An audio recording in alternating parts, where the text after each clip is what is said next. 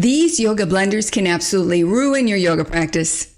Hi, I'm Sarah Starr, host of Happy Yoga with Sarah Starr on PBS and author of Chair Yoga for Beginners.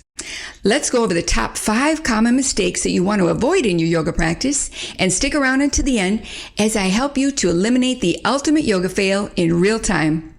Counting down, number 5, pushing too hard. Trying to force your body into deep stretches before it's ready can result in injuries. Respect your body's current flexibility. Yoga is not a competition. Listen to your body and its feedback. Number 4, self-conscious of what others will think or comparing yourself to others. Yoga is a personal journey. Focus on where you are right now and thank yourself for showing up. Number 3, forgetting to breathe.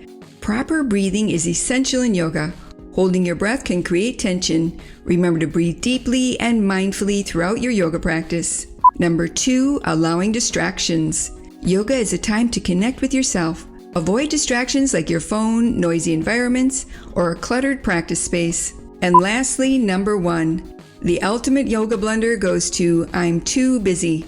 Let's take 30 seconds right now for a quick and effective cat-cow stretch. With your hands to your thighs, inhale, lift through your heart.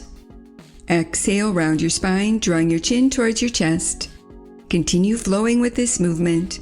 With each inhale, lift through your heart, tilting your pelvis forward lightly, drawing your shoulder blades down your back, creating a mild back bend.